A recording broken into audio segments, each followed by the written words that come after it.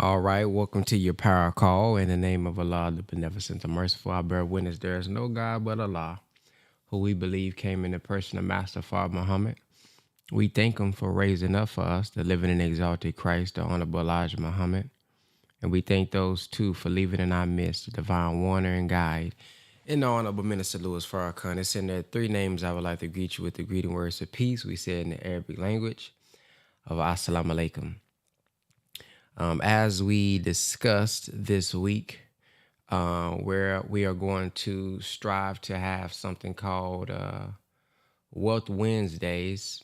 And on Wednesdays, we're going to learn more about our finances, get our generational wealth and things of that nature in line and get our mindset right. So there's a sister that I invited on who I met at a conference. She actually was a student before I found out, but met at a conference and she had a very great concept when it comes to building wealth. And I'm aware of it due to past partnerships that I've had, this way of building wealth.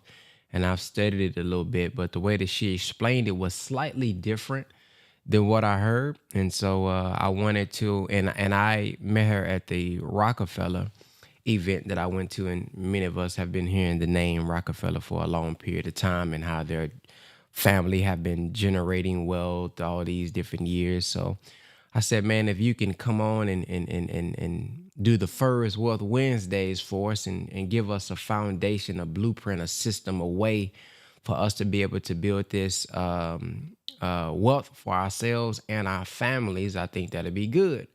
Look like she is on. Her name is Alexis Holyfield. So hopefully she comes on and knock us out with some knowledge about finances and wealth today. So with no further ado, because I believe she only has an hour. I know we usually go a little longer than that, but I don't want to take up her time. So I'm going to pass it right over to her and then she can take it from there. And make sure y'all invite a friend in the family. As always, family, let's invite our friends.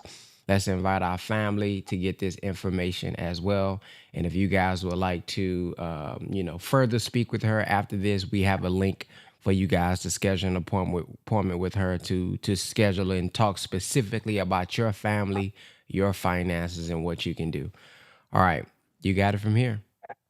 Yes. Well, first and foremost, Brother Ben, thank you a ton for having me. It's a privilege and pleasure to serve at the level that you do, right? Because I know that you're assisting them a lot with the systems that they need to create more money and create more income. And today, I think it's honorable that Brother Ben wants to share this information because some communities that I've been asked to speak with or to, they don't actually want to teach them how to keep money, but only how to make more money. So I first want to give you your flowers for that. And secondly, I want to focus on today, if we have our notebook and our pens, is how to build financial power for the next generation. So I know that this call is called the Power Call. And so one of the things that I really like to focus on is what the definition of words are. So that way we can really understand how to build on the ideas to create the concepts that we need to create wealth.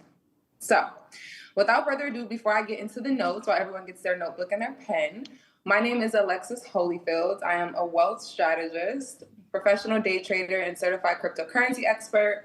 And like Brother Ben said, I did meet him in person at the Rockefeller Mastermind, which you did amazing, by the way. And he's right. I was a student prior to that. I've actually been following his teachings for about 4 years now. And it's just been an honor and a privilege to really learn and build the concepts of how to make more money and now being able to collaborate with how to keep more money. So let's get into it. Brother Ben, do you have any place where they ask questions during, or do you kind of prefer that they ask questions after? Just so that I don't go too fast. We typically do it after, but however you want to do it, whatever's best for you, you can do it your way. Okay, we can do it after for sure. So the title again, if we're taking notes, is going to be How to Build Financial Power for the Next Generation.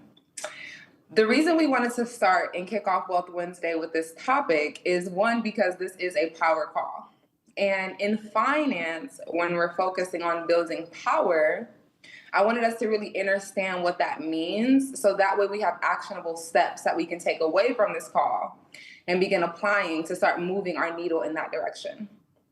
So I wanted to start simplistically with the word building, right? So the definition of the word building is really to align the systems and structures that are necessary for a blueprint that you are seeking to fulfill, right? And I feel like Brother Ben does an amazing job with providing the systems that are necessary to build your brand, to build your platform, and also to build your net worth. But when it comes to building for generational wealth, growing our net worth is only half of the battle, right?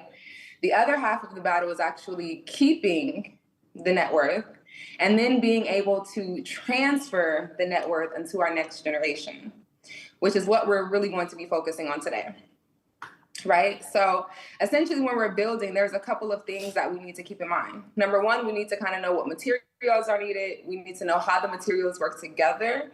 And then we need to know the proper structure to apply the materials in order to get the desired result or finished products, right? So as we're building without those things, I'll ask the question, how can we track a target that we're not managing or measuring? If a skyscraper is halfway completed, but there was no blueprint for the building, how do we know if it's on track or off track? The truth is we probably wouldn't know. So while we're building, I also want us to keep in mind that we have targets and measures in place so that we can ensure that we're on track to building what it is that we're setting out to build. The second keyword that I want to go over is the actual word power and the definition of power. So power does have a couple of different definitions, but when we're talking about financial power, I want us to focus on the concept of a word, and if we hear nothing else on this call, the coin term or terminology will be purchasing power. So now we have two concepts, building and power. And what kind of power are we building? We're building purchasing power. And so what is purchasing power? So the definition of purchasing power is the amount or the value of goods and services that we can buy with the amount of money that we have. Does that make sense? So let's say, for example, if we have, and tune in, Brother Ben, if you have any feedback on this, but if we have $10,000, let's say, for example, saved up, right? And we're earning 5%. That's just the normal rate that they give us for saving our money in like a high yield savings account. At the end of the year, if we have $10,000 and we earn 5%, we don't have to be mathematicians, but we'll have around $10,500, right? The balance is $10,500. So if we're building wealth or we're building up our savings, we'll see the balance is $10,500 and we'll say, oh, I've made progress in my building, right? Because it's higher than it was before. However, when you apply the ideology of purchasing power, the purchasing power gives us clarity on how much we can actually buy with the $10,500. So this is a question. What's more important, the balance of $10,500 or the amount of goods and services that we can buy with the $10,500? It's going to be the purchasing power and the amount that we can actually buy with the $10,500. So purchasing power is really, really, really key when we're building generational wealth, for sure. The next generation, absolutely. But especially our generation, or for what we need to have, we have to be focusing on purchasing power. Because purchasing power is essentially the way that true wealth is built, where we're focusing on what value can we actually obtain from the money that we have versus actually focusing on the amount of money that we have, if that makes sense. So that's the second word, is purchasing power. And so true financial power is measured by understanding that the amount of money that I'm saving or building is going to be most effective when I understand the purchasing power backed by it. Does that make sense? So where I'm saving my money, where I'm growing my money, Brother Ben is giving us optimal systems to create more income and build more income. And as we're building financial power, of course we're saving, of course we're setting aside 10 to 30%, 10 to 15%. But if we're not saving our finances in a vehicle or in a place where we're increasing our purchasing power, then we're actually going backwards. And that's why I said if there's nothing else that you take, to take that away. Right? And I want us to write this down. The definition of wealth is, in the most layman terms, the increasing and preservation of purchasing power. So Brother Ben has us here, and he's building the front end of your wealth because he's increasing your income, right? He's increasing, well, if you're applying the systems he's teaching, we're increasing our income, right? But on the flip side, we have to preserve what we're earning to increase our purchasing power. So that's the increasing and preservation of purchasing power, not money. So wealth, the increasing and preservation of purchasing power. So if I'm building wealth and I'm doing what I need to do, I'm building the systems and structures for what it is that my financial goal is. And now I obtain the idea that I want to build power. I want to have financial power in my wealth building process. I'm now making sure that my blueprint for building includes increasing my purchasing power. Is this making sense? I don't want to talk in super high level terminology. I want to make sure you all are tracking. So I know some of these are new. Let's see. Yes, exactly. So that's really the whole thing, right? Is increasing our purchasing power. And then lastly, I really wanted to focus on the idea of generational wealth, right? And what that concept actually means, because the title of the call is How to Build Financial Power for the Next Generation. But even before we can build generational wealth for our next generation, we have to start with this generation first, with ourselves, right? We can't really build something if we don't fully understand it. One of my favorite quotes is that where purpose is not known, abuse is inevitable, right? And I want to focus on the fact that generational wealth, the true purpose of generational wealth, has always been to maximize 3 dimensions. So after we write down the definition of wealth as increasing and preservation of purchasing power, we also want to add that true wealth is 3-dimensional. It's 3-dimensional. So one of the things that I love that I get to do is I get to sit on the board of multiple family offices and travel. And family office is nothing more than just a term that is used for families who've made a decision to build financial power for their next generation. So they've set individuals in places who are specialized in their field to manage and monitor all of their money to ensure that it gets passed down to the next generation, right? And if we're tracking, I'm a tracker, meaning I like to listen and ask the right questions when I'm around certain individuals. One of the most key fundamentals that I learned from them, outside of understanding purchasing power, which is very valuable, is that true wealth is 3-dimensional. And what that means is that wealth is not just about money.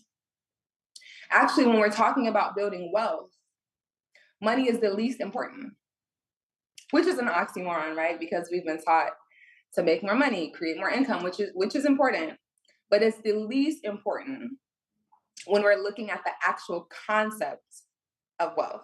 And so I'm going to give you guys the 3 dimensions of true wealth as well. I'm not going to go over the first 2, but essentially you'll still know them. And so the 3 dimensions of generational wealth, or wealth specifically, because you can pass this down to generations once you understand the concepts to master this generation. The first one is the human asset. The human asset. So our body, our mind, our diets, the ability for us to fight off infections, or all of those things. Literally the most basic fundamental of the human asset, right? Really key. And that again was mind-boggling, because I always thought money was number 1 if I'm building wealth. But it's actually the human asset, right? It's the ability to maximize your energy. It's the ability to maximize your focus.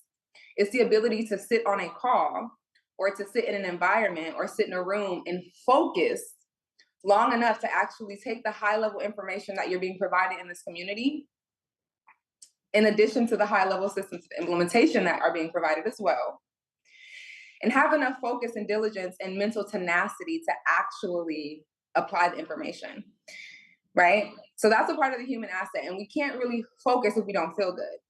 We can't really focus if we're tired. We can't really focus if our body is in a state of disease. And on top of that, one of the most valuable ways to build wealth cannot be obtained without good health, right? And we're specifically talking about insurance, right? Insurance is one of the key components of wealth transfer. And we'll get into that soon, but the gatekeep to actually obtaining that level of financial freedom or power is solely dependent on your health and your human asset. It has nothing to do, well, it has a little bit to do with the financial asset, but you can have all of the finances, but if you don't have the health, they're just not interested. So the human asset is the first and most valuable form of wealth when it comes to the three dimensions of wealth. The second asset is our intellectual asset,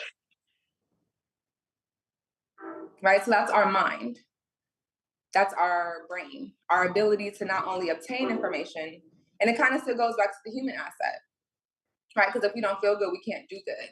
But if we can't think straight, if we're not reading, if we're not empowering ourselves with the knowledge that we need to maximize our human asset, to maximize our mind and maximize our money, we're not truly building wealth. And we need that. I also want to add to the fact that one of the key components that I learned working with quite a few family offices is when they're looking at building their intellectual capital,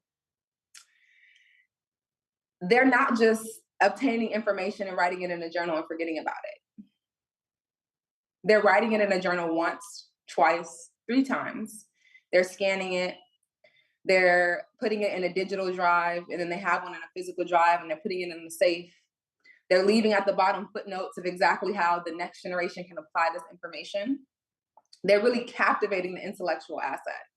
They're really making sure that, hey, when I built the third pillar of true wealth, which is the financial asset, that is only half the battle. We've fought half of the battle, or we're fighting half of the battle by increasing our financial asset. But without properly integrating, maximizing the human asset, and having systems to maximize the human asset, transitioning them into intellectual assets and property to then pass on to the next generation, if they were to get the financial gains that we're building for them now, they would know not what to do with it. Nor would they have the ability to properly implement it to get the results that they deserve and desire. And lastly, before I open the floor for questions, I wanted to share they have a proverb. And the proverb is called, or it says, shirt sleeve to shirt sleeve. And the whole idea about the proverb shirt sleeve to shirt sleeve is the idea that when we first begin our journey to building financial power for this generation and the next, when we first start that journey, and we're moving onward and forward, right? We're getting our financials in order, we're building our purchasing power, we're building our generational wealth, etc. If we don't properly align the information together in a manner that is duplicatable for our next generation, we've rolled up our shirt sleeves, right? So that's rolling up our shirt sleeves, being on the calls, doing the studying, and not just here, just the minds here, I'm sure, are seeking wealth. So we're reading the books, we're listening to the audios, we're doing the work, we're rolling up our shirt sleeves, we're doing all of the things we need to do. But if we don't properly transition the information that's necessary, our next generation they will definitely enjoy the fruits of your labor. And there'll probably be a very nice photo of you above a mantle, which is phenomenal. But if we don't leave the human and intellectual asset after our next generation, so our children, we're building. If we have children around us, they're engaged, they're tapping into wealth building. We're talking about wealth building at the dinner table, so they understand it. They can apply that knowledge because they were raised in the environment of the information as long as you immerse them in it. But if they did not have the proper information and implementation of also tapping into the 3 dimensions of wealth of the human, intellectual, and financial assets together in order, the next generation will be right back to rolling up their shirt sleeves, trying to figure out one more time how to actually build wealth. And so that's really what I really wanted to drive home, is the fact that while we're building financial power in this generation and this season being our life, understanding that we cannot build one without understanding purchasing power and opportunity cost. That means the cost that it's going to take us to miss out on an opportunity to do better for ourselves financially or mentally. And also understanding that the money that's growing in the accounts that we have, if it's not outpacing inflation, then we're actually going backwards. And then lastly, integrating the 3 dimensions of wealth. If those things are not aligned together, we cannot fully maximize our potential and the opportunity that we have here. And then lastly, I want to use 2 examples of 2 families, right? I'm pretty sure people have heard of Rockefellers. That's, a perfect example of a family that understands the importance of maximizing all 3 components of wealth: human asset, intellectual asset, and financial asset. They understood the power in transcribing their journey, right? Because they knew the importance of handing this information, how to maximize the human asset, when to do Ramadan, why is Ramadan important, how does this affect our mindset, how does this affect our human asset, how does this propel us in the right direction, how is this going to impact our human asset, what information do we need intellectually to build our finances. The Rockefellers are a great example of that. That's why we still know their name today. So we can kind of learn what to do there. If we want to learn what not to do, and this is no shade to our culture, but we can just kind of look around if we kind of just want to know what not to do. Because our culture has the highest spending power. We have $19 trillion a year that we spend. And less than 30 of that are we actually properly building financial power to transfer to our next generation. So the Vanderbilts is the second family that I was going to use because their wealth has been squandered. When you look them up, they're not really known for the continuance of wealth building. They're known for the continuance of wealth building and then the falling off of it as well, because they did not have the proper systems of information and implementation to ensure that they were able to pass this information on for generations. So that is my TED Talk for this morning. I hope that there was value obtained. How to build financial power for the next generation consists of understanding what we're building. Brother Ben in this community is giving us the systems we need to increase our purchasing power and to change the narrative for our families, to create our own economy. But that's only half the battle. On the back end of the battle, it's up to us to identify. And now you all have Brother Ben and I connecting and collaborate because he's bringing this value to you all. On the back end of creating more income is keeping more income and having the proper structures in place to ensure that we have financial power that we're actually building. We don't want to experience a $10,000, $20,000, $30,000 a month or $10,000, $20,000, $30,000 a year on a business that we're building part-time, only to be back at the same place where we began with no recollection of how we ended up back in the same space that we just fought our way out of. And then lastly, applying the generational wealth 3-dimension ideology. So while you're building, how can I increase? These are the questions I want to leave you all with. What have I been implementing to increase and preserve my human asset?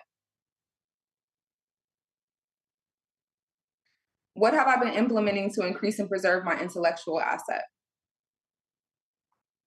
And what have I been implementing, or what am I implementing to increase and preserve my financial asset, to ensure that I'm actually building financial power for this generation and the next?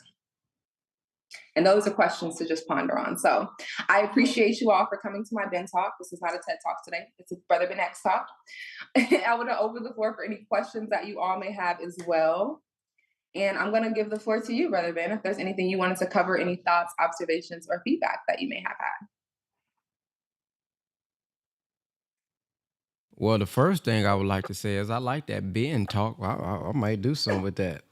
Welcome to your Ben Talk. Yeah, yeah. We're gonna create us a stage for people to come Have a good yeah, talk. come deliver. But no, I think it was great. Many times, as you said, we talk about building, but a part of that building is actually being able to keep it.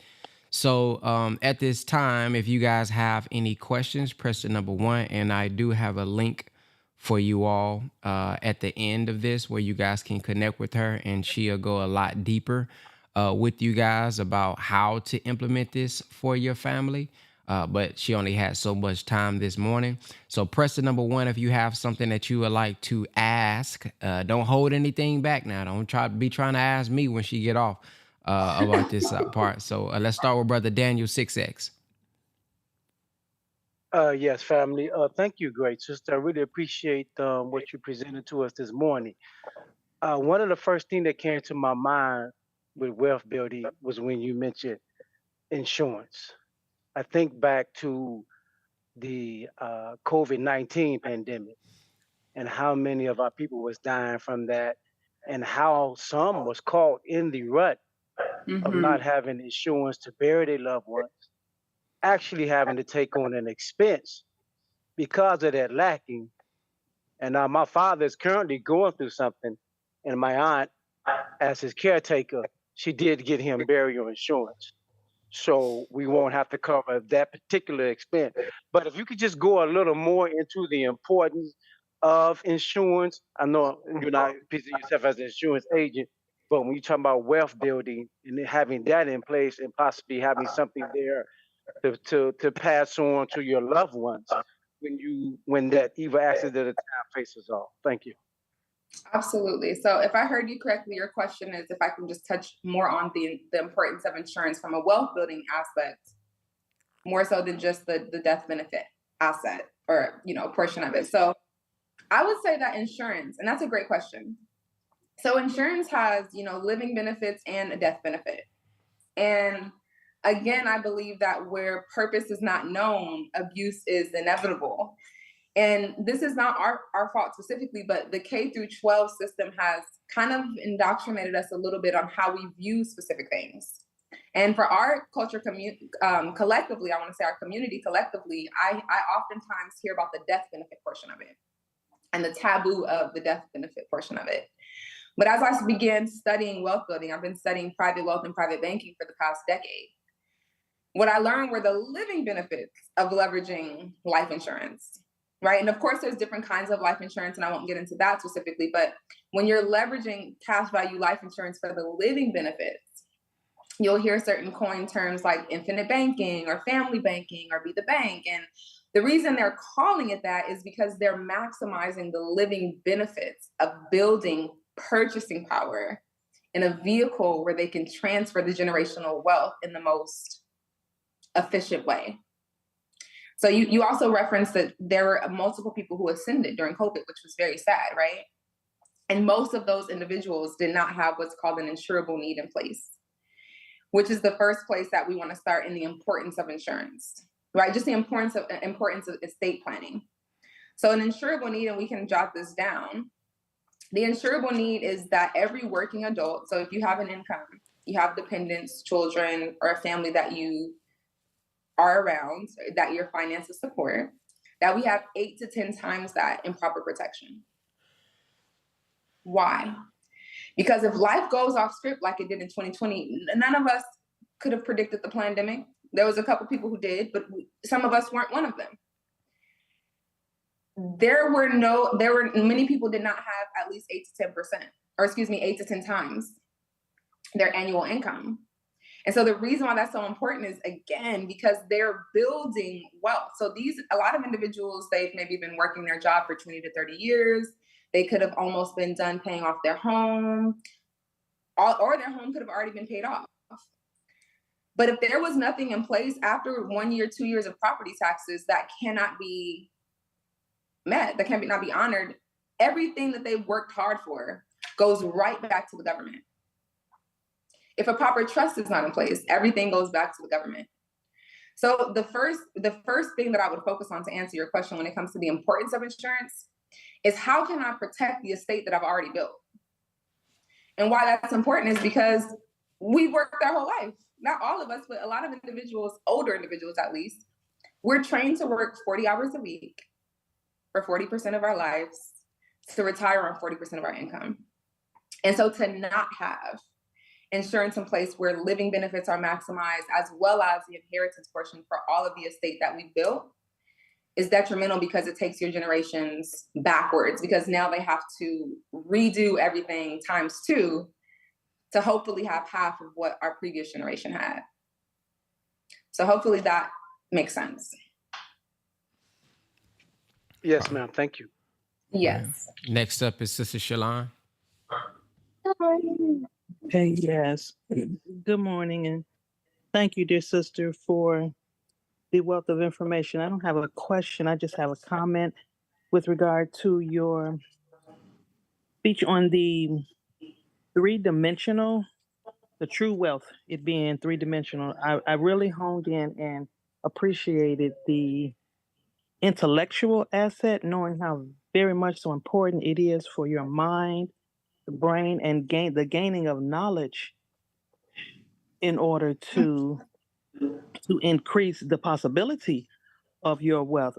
You said something key, being raised in that environment. We know how difficult it is and how beneficial, on the other hand, it is to have been raised in such an environment, because so many of us are not in that that area of the wealth because of us not being raised in it. So I just found that to be, I'm glad that you mentioned that, because that is so very important to have been raised in that environment, and how not being raised in it is so, it makes it so much more difficult. So let's start now to Absolutely. make sure that these next generations don't fall into where a lot of our generations are.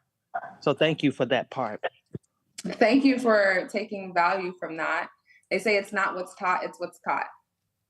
And just to add on to that, to really take home and actionable, the things that have shifted your paradigm or your mindset the most, just building those strategies out from the simplest level for our next generation. Like the most paradigm shifting things for us, building that out for them in a system where we can actually capture it and transfer it. So thank you. All right, sister. If anybody have questions, Sister Anna Maria is up next.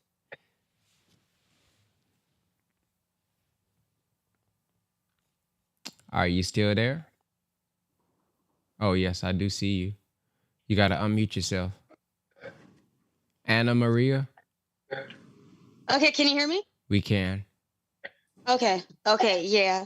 Hello, sister. Salam alaikum. I just have a quick question. My parents were farm laborers growing up, and my husband used to be a farm laborer too. Me and him used to pick fields to get our money that way.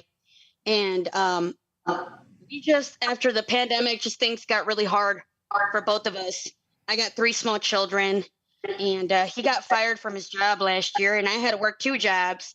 I worked at Burger King and Walmart, so I have some skills in the cooking industry, because I was a baker at Walmart, and I worked as a cook at BK, and I just want to start my own business, and I just don't know how. That's what I wanted to ask you, if you could give me like a direction, or like, how do I get started? Because it doesn't feel good that, you know, you're working for people that don't appreciate you. I'd rather just work for myself. If I were to say where to start, and just focusing on kind of the topic of where we were, I would focus on the second dimension of the 3 dimensions of true generational wealth. Because when we focus on our intellectual asset and just asking the right questions, the answers for what direction you would want to go into, the ideas of what direction you should go to, that will come to you, right? Where it's like writing it in your journal. What is next for me? You know, what business should I just, our brain is a problem solving machine. And so oftentimes we give it the wrong questions, or we give it the wrong ideas to ponder on with no solution oriented ended questions or, molded questions. So I would start asking myself the right questions, like really honing in on that intellectual asset. Because oftentimes when we're in certain situations and we're focusing on business, we're normally in business for which part of the dimension are we normally in business for? I want to put that question on you if you don't mind. I just want to build for myself and for my children. I've been working since I was 13 years old, picking fields for white folks, rich white folks. They got all these farms. I used to do blueberries, strawberries. My husband used to do the same thing. He got fired last year because he didn't agree with something his supervisor said. And we went through a hard time. And when I entered the workforce, I saw things I didn't like, abusive supervisors, and I just want to do something for myself. It's not really about the money. Money is important. I just want to do something that, if I'm successful, God willing, I just want my business to run good and I can pass it on to my children. Right. Exactly. So there was I heard a key word come from you that said money. So the real reason, not real reason, but most individuals' purpose for getting into business is for the financial asset. If you can focus on what business model, what can I do that is going to force me to maximize my human and intellectual asset, the business opportunities and ideologies for the amount of money that you're desiring and seeking will be the only way to get there. Because the only difference between employers and employees is that the employer is employing their mind more than the employers are employing their mind and their money more than they are their energy. Mm-hmm. Because the employees are expending energy. So it's really just deciding, do I want to be an employer or an employee? It sounds like you want to transition from an employee to an employer, going from working for someone to working for yourself, which still is going to depend heavily on that intellectual asset to identify and restructure. Because every business started off as an idea. Apple was an idea. Microsoft idea. The Zoom idea. It all started in the intellectual before they were able to make it into a financial intangible asset. Okay. Yeah, so I hope that answers your question. Oh, yes, it did. Thank you so much, sister. Of course. All right, Brother DeMario.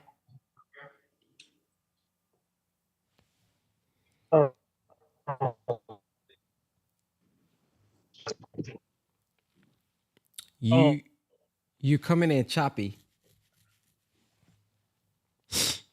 All right, hold on. I'm gonna walk to this spot. Sorry, I wasn't ready. Let me walk to a better spot. All right. The question I was wanting to ask is, somebody had mentioned about the insurance and the living benefits. Do you know how to solve the problem of, let's just say, if you diagnosed with certain illnesses or mental disorders or anything like that, that's causing that makes it hard for you to use your living benefits, or make it hard for you to even get the insurance living benefits or death benefits? Like, just what areas I should study, or books, or any kind of information I should look towards to be able to go around that obstacle? So your question, just to make sure I'm hearing you correctly, your question is, how can you maximize the living benefits if there may be some health implications standing in the way? Yes, and also being able to obtain the health benefits, period. Because of those health. Yeah, that's a great question. So what I would do is, like Brother Ben said, that there will be a link, and I would book a call. And the reason I'm saying that is because there is a process called field underwriting. And so when you work with advisors, we're wealth advisors. So we're licensed, but I'm a licensed broker and not an agent. So as a broker, because we have access to all the carriers, et cetera, we can go through a pre-approval process, essentially, where we go to the carriers and say, hey, here's a person who wants to be a policyholder. Here are their health implications. What is the best coverage you can give them? And so each carrier will come up with a solution on how they can, not a solution, but a decision on if they will cover you or not based on those health implications. And let's just say, for example, all the carriers say no. There is still a strategy called split costs, where each insurance carrier will split up the cost to insure you. So it's a little bit more advanced, But that's why I said, like, with the call, we can kind of get into what it is, because again, worst case, they'll all say no. If they all say no, another scenario is that they'll split the cost. If that doesn't work, you can then leverage, your spouse. A lot of individuals, when they're older, they like to do like their grandchildren or their children, where they'll leverage the policy for the living benefits and they're the owner, but their child or their spouse or their little sister or someone who they have an insurable need with may have a better health rating. They can leverage their health rating, but still use the living benefits as the owner. So those are just a couple of options. And I appreciate that. I'm definitely gonna reach out on the link, because I know that's some real valuable information you just helped me with and stuff like that. Really all it is. So I'm definitely gonna reach out, and I thank you. Absolutely. Sounds good. I put the link inside of the chat for you guys. Go ahead and save that. I put it over there on Facebook and YouTube for you guys to click as well. But yes, go ahead and save that link. I put it in there 3 times so you won't miss it. Anybody else have a question? Press the number 1 if you have a question. Press the number 1 if you have a question about anything that she said today. I know all of y'all. Okay, there we go. Come on, somebody. I know y'all got some questions. Sister Shalon? Okay, so I believe I just heard him ask the question with regard to the insurance. Did I hear it correctly that if you suffer from any mental instabilities, that they can limit your ability for the insurance, your ability to gain to purchase insurance? Did I hear that correctly? You did. And so I want to just revert back to those 3 dimensions of wealth again. When we're maximizing our financial asset or leveraging life insurance for the living benefits, they also use that same 3 dimensions of wealth. So the first thing they're testing is the human asset to see where that stands. The second is the intellectual, because the whole idea is, depending on what I don't want to call it a mental issue, depending on what the discrepancy is with the psychologist or whatever the case is, sometimes that raises alarms for them, where they're like, with this person, because this is an investment for them. So they want to get the best of the investment, like they want to get you the best of your investment. So their mindset is, well, if this person has any discrepancies with psychology or mental things, would they do something to themselves to advance the death benefit, right? And so those are kind of some of the things that they're thinking about. So they are measuring how healthy are you, and they do research something called an MIB, which stands for Medical Information Bureau. So since we were born, if we went to the doctor for a cough, a headache, a sneeze, those things are documented. So they do review that, and then they base your health rating off of really the performance, because the cost of insurance is based on your health rating.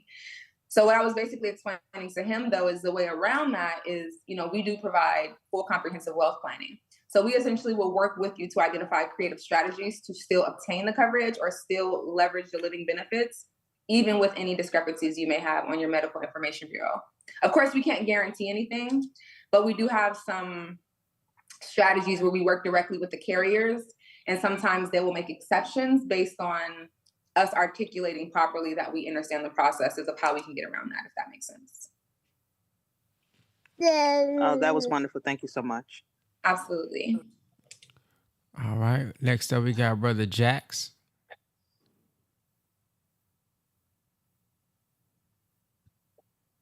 Assalamu alaikum, family.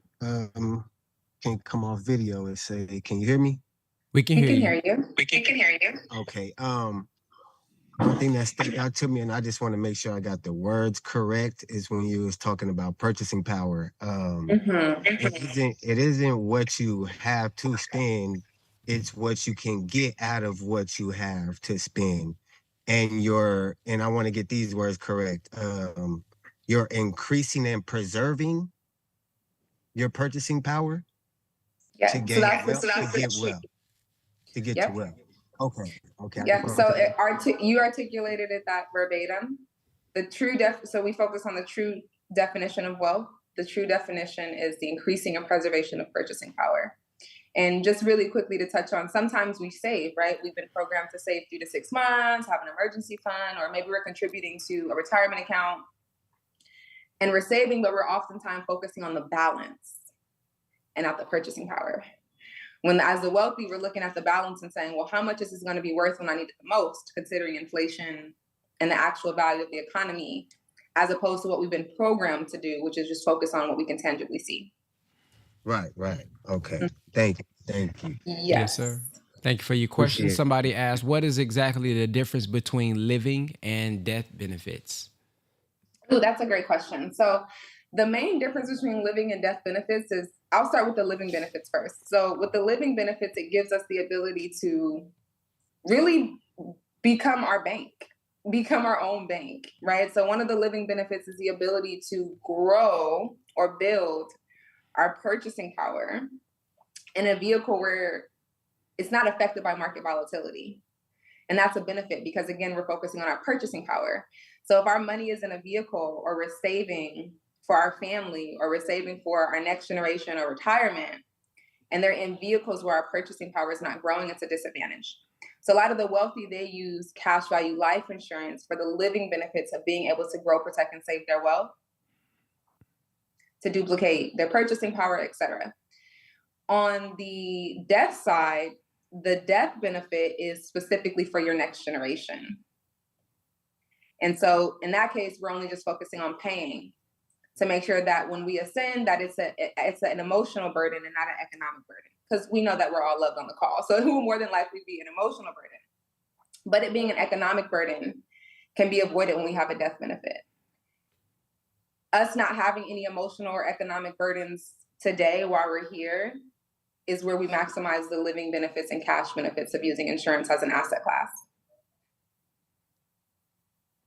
So the answer, living benefits are focused on using insurance as an asset class. And if things happen like terminal, critical, or chronic illnesses where you can use the money while you're alive for medical expenses, using it only for death is more so for proper protection to ensure that your estate is protected when the inevitable occurs. Indeed. Sister Randisha? Yes. So the question from our brother Wesley is, what's your perspective on credit and or cash being king? As many say today, versus them being tools to obtain the true king, which are assets.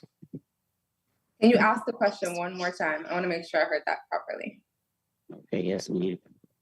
He asks, what's your perspective on credit and or cash being king, as many say today, versus them being tools to attain the true king, which are assets? Great question. I would say life insurance is king and credit is queen. The reason for that is cash is not, they say cash rules everything, but cash decreases. The value of money can decrease when they print more money. In 2020, they printed more money than they've ever printed in US history. They printed around $12 trillion. Wow. So that means that if cash was a king, he was quickly dethroned and he's no longer sitting there anymore. But credit can be queen, right? Because a unit of credit will always be a unit of credit. When you have credit, it's still a unit of credit. Versus if I have $1, I have to base it on purchasing power. So that's why I would say cash value life insurance would be king, because if we're using the money to buy assets, cash value life insurance is a tier 1 asset, meaning it's the safest asset, the most effective asset. So if we can use the queen, which would be credit or cash, to build up the king, which is a tier 1 asset, which creates the ability to buy more assets tax-free, to pass on more assets tax-free, I would focus on the king and queen being a creditive unit, which does not decrease in value, and a tier 1 asset, where you cannot lose value or purchasing power, if that makes sense. Indeed. Man, if y'all ain't booking y'all appointment, I told y'all she'll go deeper on the call with y'all. The link is in there. Brother Javon.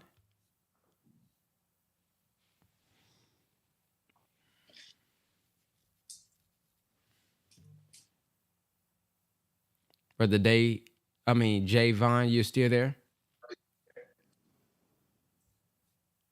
All right, let's go to Amir. Assalamu alaikum, everyone. Alexis. I just wanted to ask you, is there any way we can leverage the life insurance without without using interest, and I wanted to know what are some of the differences between term life insurance and whole life insurance. Okay. So the first question was, can we use life insurance without leveraging interest? Can you Yes, go ma'am. tell me more? What exactly do you mean by that? I just want to know how we can capitalize on the life insurance without using interest, because I'm not allowed to use interest at the moment. Okay. And when you say use interest, do you mean earn interest? Just consume interest, period. Okay. When it comes to leveraging cash value life insurance and building cash value, I would say it still can be leveraged without the interest concept. Okay, so this is going to be a little advanced, but just track with me. So when you have your policy, right, and you're a policy holder, the living benefit is that you get a cash value reserve attached to your contract, right? So you have your inheritance or death benefit, and then as an incentive, you also have this cash value account, right? You can actually choose with all the same functionalities how you want that cash to earn interest or not. So they have a fixed account, they have an index account. So the index account is for the individuals who want to maximize interest, where they can get very high rates of return and very low rates of loans. So they can get upwards 10 to 20% on the money they're earning, but then they would only have to pay 3% to borrow it. Variable, but right now it's 3%. Whereas a fixed account, you essentially just get a fixed amount of 2%. And then you're not really focusing on the loans to arbitrage spreads, et cetera. So you definitely can. It of course will grow a little bit slower, but that's okay if interest is not what you're doing it for, or you don't want to maximize the interest, you can absolutely still get massive amounts of value being a contract holder with a policy that's properly structured without interest being a concern. Does that make sense? Yes, ma'am. Thank you. Yes. And then the second question you asked was, what is the difference between term and whole life? If I can just rephrase it, I would say the proper question is, what's the difference between term and permanent insurance? So term insurance is more like renting. So there's no equity being built. You're just renting. And it's obviously much cheaper, right? So I'm able to get $1 million death benefit. I can get the 8 to 10 times my annual income is much more economic with a term, because I can pay much smaller amounts, but I'm not building any equity. So that means that all of the money and opportunity cost and purchasing power that I'm giving to this carrier just goes to the carrier. I do have protection of my human asset, which is amazing, but I don't have any equity being built. Whereas on the permanent side, I do have equity being built. So that's where the premiums are normally a little bit higher, but it's not that you're giving the insurance carrier more money. It's that you're still paying a little fee, depending on your health rating. I'm still paying a fee to guarantee that my human asset is protected. However, everything outside of that small fee is going to my cash value account where I'm building equity. So now instead of me just giving money to the insurance carrier to be protected with my human asset, I'm now giving them my money because they're going to grow my purchasing power. They're putting it in my cash value account and it's growing. In the permanent category, there are 3 types of insurance. There's whole life, variable, and index. Each one of them have their advantages. Like whole life, for example, they pay dividends. So if you're a person who wants to not focus on maximizing interest, whole life would be the way to go, because they don't really pay interest, they pay dividends, and they only pay 3 to 4% every year, maximum 6%, just because they're saying, hey, you're allowing us to use your money, we want to give you 3 to 4%, right?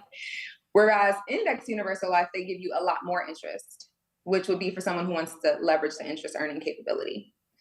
So that's kind of the difference between term and permanent. And then if you want to stay away from the interest bearing accounts, more so, you can obviously either do the fixed account with index, or you can do a whole life, which has less interest that it's earning.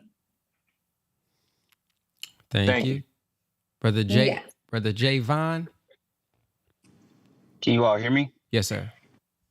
Okay, peace, family. Alexis, thank you for this presentation. It's been pretty great. My question is dealing with being a caretaker. And so what advice would you give a caretaker that may be financially, I won't say suffering, but like if they're taking care of a parent, right? and taking care of the parent is kind of like hurting them financially, as opposed to helping them. What advice would you give, or financial advice would you give for someone in that situation? I would say use Brother Ben's link for a call. So that way we can get into exactly what the moving variables are. Okay. To give you solutions and strategies. So one of the things as well, with the link that was attached and a part of you all being a part of the power call with Brother Ben, is our firm is offering complimentary, full comprehensive financial planning session. So the value of that is normally about $2K, but we're doing it completely complimentary. So any of you that are on the call, if you have 401ks, if you have investments, if you have policies that are already in place that you have questions on, the economy is shifting. Hey, is everything positioned correctly for generational wealth? Or what can I do better? We are offering that complimentary to the community. So if you have these intricate questions, or you kind of have situations that may be a little bit unique, that gives us the ability to work with someone licensed in finance to actually identify if what you're doing is already being maximized, or if we can make it better for your specific situation. Okay, thank you. Yes, you are welcome. Hope y'all heard that, family. Don't say we ain't never did nothing for you, man. Don't say we ain't never did nothing for you. That's so funny. But I definitely appreciate your time. I know we are 2 minutes away from 10, so we're going to let you go. We do plan on bringing her back, family, so make sure y'all take advantage of that link. Don't take that time lightly. This is a lot of information that our community have not gotten in high school, I'm sure. College, I'm sure, and a lot of this information our families are learning about in 40s and 50s. So there's no way for us to have it from them if they just not learning it. So those of you all who are new to this, please take advantage of the free consultation that you guys can get, and have some good questions as well. I mean, as somebody who takes questions, it's always great when somebody has a good question. I know they say there's no such thing as a bad question, but you can tell when somebody have not done enough research about themselves to ask something that can actually help them versus just, I'm just asking just to ask. So really, use that time wisely that you guys are going to get, and get the most out of it by asking questions that, really can transform and take your life to a whole nother level as far as your finances are concerned. Any closing words that you would like to leave us with before we close? And then those who are here, I do want to address something with just the power call. If y'all can stay on and not just like run off after this, I would like to address something with just you guys. But any closing words, Sister Alexis? Honestly, my closing words would be to really take this time in your life very seriously with the individuals that Allah has allowed and positioned to provide high levels of information and systems of implementation. We have an opportunity that our parents never had. We have something called IT, which stands for Information and Technology. Millennials, baby boomers on this call, the greatest wealth transfer of our history is happening right now. And while some people are looking this way and saying it's a recession, if you look the right way, you'll see that with the knowledge and information that's being implemented, one on Brother Ben's side with digital real estate, again, leveraging information and technology, has never been a time like this before. So implementing that, but also understanding the structures that are necessary so that you can be positioned for this wealth transfer. The wealth transfer that's occurring now, one cannot be positioned without proper systems and structures to obtain the value of what's happening right now.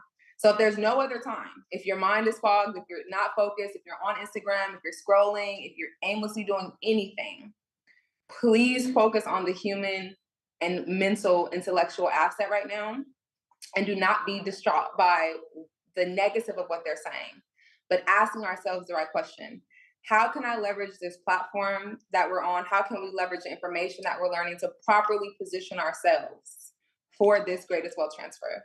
That would really be the closing words, is to really, really take this high level information that's being provided, not just by me, I'm saying by this community. I watch Brother Ben. He is one of the most consistent people that I know, not only in content, but in the high level information and applicable systems of implementation that are actually getting you results. please ask yourselves the right questions and have a proper structure in place so that you're not just making more money, but so that we can keep more money and truly cultivate our culture and our next generation. That would definitely be my closing words. Yes, ma'am. I appreciate it. Thank you for your time. Thank you for those Yes, words. And I look forward to having you back on one of yes, these Wealth yes. Wednesdays. It was a pleasure and a privilege. I look forward to building. And if there's anything else that I can do, you guys have the link. And I do have socials. I see someone ask for socials. Is it possible to like put it in the chat? Let me see. Yeah. Yeah, you can. Let me see. Brother Ben, I have a question. Did you have any questions, feedback, observations, or anything of that nature? Well, my feedback is that it's good. Because I definitely have been a person who have made a lot of money in the past and didn't keep it due to not having things in place. That's I'm always interested in that conversation so that people can get it before they get money. Because once you get it, I know they always say, "Oh, they say a bunch of stuff." But I know once you get it, you get to start buying stuff and spending money. And it's not even just about spending money. Like one of the things that I did was I gave out a lot. I didn't even realize how much I gave away till my tax person said, Brother Ben, you shouldn't be doing it this way. You're gonna have to pay taxes on this. You should be setting this up and now and this. And I'm like, Lord, I just learned how to structure and make the money right now. I'm trying now I gotta learn this. So it's not just, oh well, I won't go buy a whole bunch of stuff that I can't afford. Like that's not necessarily what happens per se. You get in a position and you want to help people. I've given out thousands upon thousands of dollars to people that I never will announce unless they announce it. So and over the years, and there's better ways that I could have done it. Not that I shouldn't have done it, but there's better ways to do it. So when I learned how to keep it and better ways to manage it, I know that. And then after I learned this, I'm pretty sure there's going to be something else for me to learn. So I'm just always happy to learn about all the different systems and codes and laws and ways to protect ourselves. I remember how excited I was when I first heard about life insurance and the cash reserve and how you can pull money out without it being taxed and all that type of stuff. So it's just so many levels of wealth that we just aren't exposed to. So I just always thankful for the exposure and ways that other people are doing it. The Honorable Elijah Muhammad says, study the operations of the white man. And so they don't just make money and just be like, okay, well, let's do this. It's like there's ways to do it. So we talk about unity. Let's collaborate. Let's work together. And yes, that's what you ultimately are supposed to do. But we want to learn from you the system and how to do that. Not now that we agree on it, how do we do it? You know what I mean? So and there's ways set up and systems set up to even protect us in how to do it. I'm learning. So those are things that I always appreciate and trying to master. Although it's a lot, it can be overwhelming, but that's what I would like to present and give to people before they make money, so they're not in a position where, okay, now I'm trying to learn about, okay, let's make it back again and let's try to do it right the next time. Right. Now, those are gems. So study the operations of the white man and of the wealthy. I like that. That's a gem. Like I said, it's been a privilege and a pleasure to be here. I'm definitely looking forward to serving and building as well. And if there's anything further that I can do to serve or add value, please let me know. All right. Thank you. All right. Blessings. All right. Power Call. Y'all stay back. Somebody on Facebook said, what time is this program on? I'm always catching it late. Yes, it starts at 9 a.m. Central Time every morning. But I'll see you guys tomorrow, those of y'all who we are streaming to. Assalamu alaikum.